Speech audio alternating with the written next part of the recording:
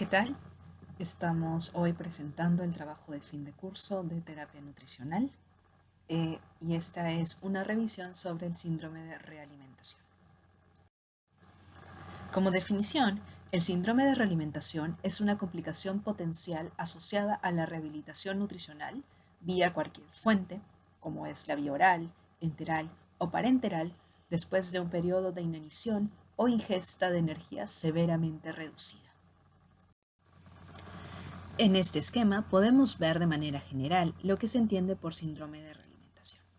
Es una complicación metabólica que ocurre cuando la nutrición es reintroducida después de un periodo de severa malnutrición, ya sea esta inanición o ingesta reducida de calorías.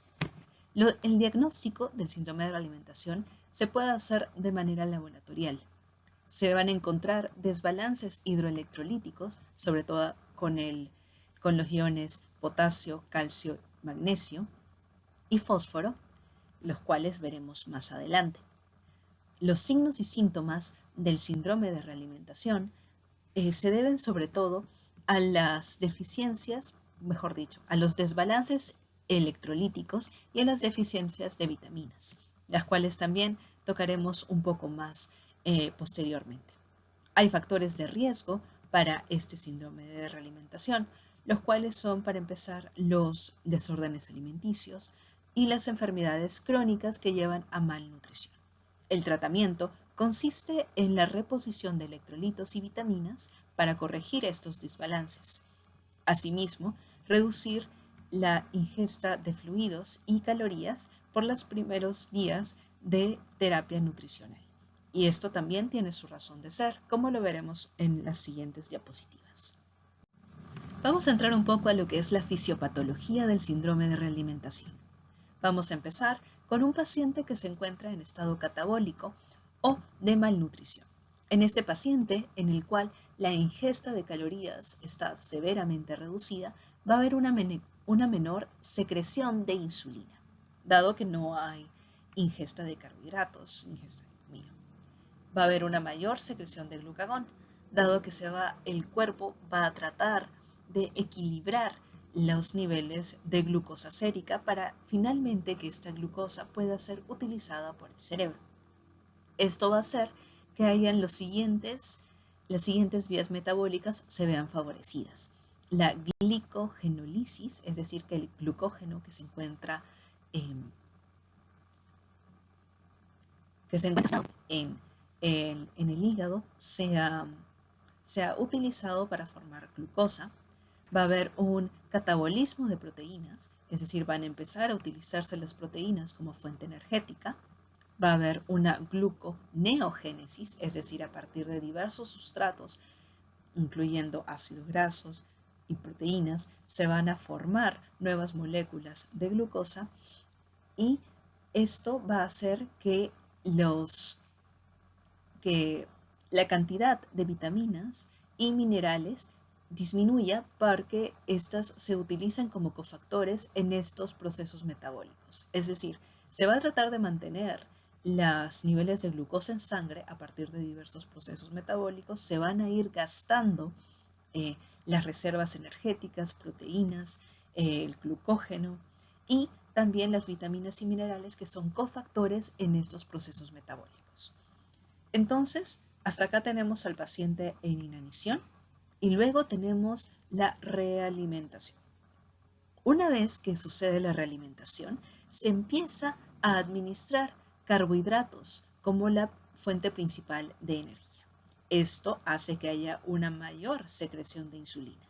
Y cuando se empieza a secretar la insulina, se van a activar otras vías metabólicas, las cuales son la síntesis proteica, va a haber una mayor retención de sodio, una mayor recaptación de glucosa, un mayor uso de tiamina y va a haber un cambio del fosfato y el magnesio y el potasio que se encuentran dentro de la célula. Es decir, va a aumentar la cantidad de potasio, magnesio y fósforo que va a ingresar a la célula para ser utilizados justamente para mantener estos procesos metabólicos de anabolismo. Esto nos va a llevar a hipofosfatemia, hipomagnesemia, hipocalemia, deficiencia de tiamina y retención de sal y agua, como una consecuencia directa a estas vías que se vieron favorecidas. Y estos desbalances van a provocar una serie de manifestaciones, las cuales veremos a continuación, conociéndose como el síndrome de realimentación. Entonces, para recapitular, tenemos primero el paciente en inanición, menor liberación de insulina, paciente en estado catabólico. Se realimenta el paciente, empieza a liberarse insulina y empieza a favorecerse el anabolismo. Entonces veamos cómo se producen cada uno de estos desbalances, iniciando con el potasio. El potasio se encuentra de manera mayoritaria intracelularmente que extracelularmente.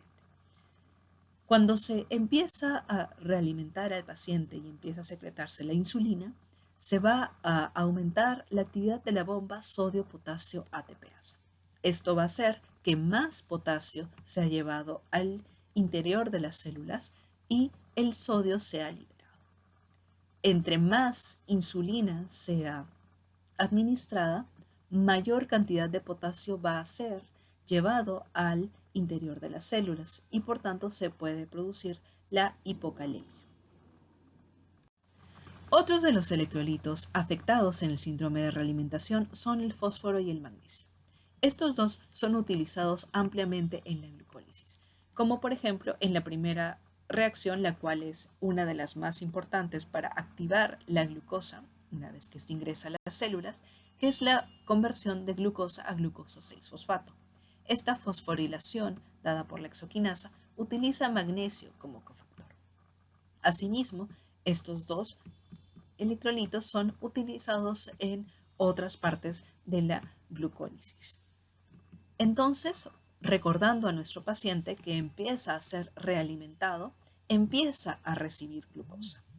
Para que el organismo pueda utilizar la glucosa que está recibiendo, van a estar fósforo para poder fosforilarla y magnesio para poder llevar a cabo estas reacciones de fosforilación. Por tanto, el fósforo y el magnesio van a ser utilizados a mayor cantidad de glucosa que entre a las células. Y es así que el fósforo y el magnesio se van a empezar a agotar porque van a necesitar ser utilizados en estas vías metabólicas que van a ser favorecidas una vez que el paciente empieza a realimentarse. Asimismo, una de las vitaminas que se va a ver, una de las vitaminas más importantes comprometidas en el síndrome de realimentación es la tiamina o vitamina B1. La tiamina es necesaria para varias vías metabólicas que dependen de la tiaminpirofosfato. La tiaminpirofosfato es la forma activada de la tiamina. Una de estas es, por ejemplo, la piruvato descarboxilasa, la cual se necesita para que el piruvato pase a ser etanol en la fermentación, o la piruvato deshidrogenasa para la síntesis de acetil-CoA que pueda iniciar también en el ciclo del ácido cítrico. Asimismo, otra de las enzimas que necesita tiaminpirofosfato es la transquetolasa, cuya inactividad o deficiencia es la que exacerba el síndrome de Wernicke, dado que no se van a poder sintetizar los productos de la vía de las pentosas fosfato. Entonces, como ya vimos cuáles son los desbalances electrolíticos que se van a dar en el síndrome de realimentación, podemos empezar a clasificar a los pacientes de acuerdo a su riesgo.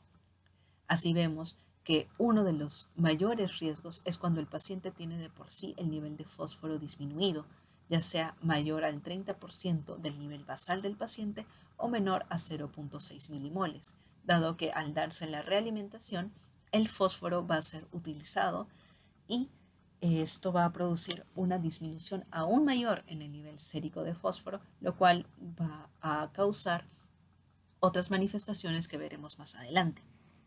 Asimismo, el paciente puede tener un nivel de fósforo menor a 0.8, pero si tiene también un desbalance en el magnesio o en el potasio, se encuentra en riesgo de tener el síndrome de realimentación. Si es que el paciente posee laboratorialmente alguna de estas dos características y hay signos asociados, signos clínicos como son edema, taquicardia o taquipnia, podemos ver que el paciente está manifestando un síndrome de realimentación. Si no está teniendo algún síntoma clínico, el paciente está en un síndrome de realimentación inminente.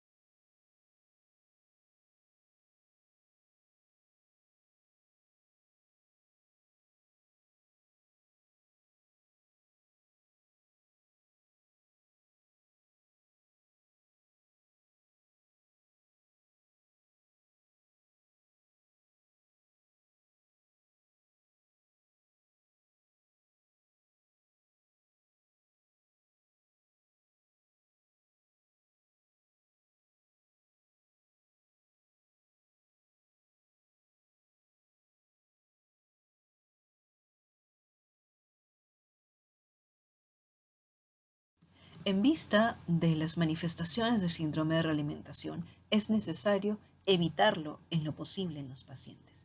Y para eso es necesario primero identificar cuáles son los pacientes en riesgo del síndrome de realimentación. Aspen ha publicado un criterio para clasificar a los pacientes que se encuentran en riesgo significativo o en riesgo moderado. Riesgo significativo, los que cumplen uno de los siguientes criterios, como es, por ejemplo, un índice de masa corporal menor a 16 kilogramos por metro cuadrado, o dos de los siguientes criterios en el caso de riesgo moderado, como son un índice de masa corporal de 16 a 18,5 o eh, menos la ingesta de menos del 75% del requerimiento de energía por 7 días durante enfermedad aguda. Aquí vemos otra forma de clasificar a los pacientes en riesgo de síndrome de realimentación hecha por el grupo de trabajo del Hospital Universitario de Bern. Acá vemos criterios, eh, factores de riesgo menores, mayores y muy altos, viendo también los puntos de corte del índice de masa corporal, los mismos que se encontraban descritos por Aspen, pero se agrega en criterios muy altos un índice de masa corporal menor a 14 kilogramos por metro cuadrado. Asimismo, vemos cuáles son los criterios de pérdida de peso y de inanición. Vemos que si un paciente tiene un factor de riesgo, solamente A, que sería menor, entonces el riesgo en el que está es un riesgo menor. Si vemos que tiene dos factores de riesgo menores o un factor de riesgo mayor, se encuentra en alto riesgo de síndrome de realimentación. Y si tiene un factor de riesgo muy alto, como es, por ejemplo, un periodo de inanición por más de 15 días, se encuentra en un muy alto riesgo de desarrollar síndrome de realimentación. Una vez que se encuentra estratificado al paciente por riesgo de desarrollar síndrome de realimentación es que podemos empezar a dar un enfoque de cómo vamos a reiniciar la alimentación en este paciente. Este es un algoritmo propuesto por el mismo grupo del Hospital Universitario de Bern, en el cual nos menciona que una vez estratificado al paciente, se le tiene que dar suplementos de electrolitos y de tiamina por 1 hasta 5 días, dependiendo de la gravedad del riesgo. Asimismo, una vez que se da esta suplementación, es que se empieza con la terapia nutricional y nos dan una cantidad de kilocalorías por kilo de peso que el paciente debería recibir en los primeros días, siendo los primeros días el aporte bastante pequeño y luego se va subiendo de manera escalonada hasta que en unos 10 días, en el caso de pacientes con muy alto riesgo, se pueda reinstituir los requerimientos totales para el paciente. Igualmente se dan recomendaciones con respecto al manejo de los fluidos y con respecto a la restricción de sodio. En el caso de los pacientes con bajo riesgo de síndrome de realimentación, no es necesaria una restricción de sodio, pero en el caso de los pacientes con muy alto riesgo, se necesita restringir el sodio por los días 1 a 10 a menos de 1 milimol por kilo por día. Asimismo, estos pacientes van a necesitar una monitorización en los días 1 a 3, una monitorización diaria, en los días 4 a 6, cada 2 días, y en los días 7 a 10, 1 a 2 veces por semana. Este monitoreo va a incluir el balance hidroelectrolítico, los signos vitales, el examen clínico y los parámetros laboratoriales como son el fósforo, potasio, magnesio, sodio, calcio, glucosa, urea y creatinina. Y con eso estaríamos culminando la presentación de síndrome de realimentación. Muchas gracias por su atención.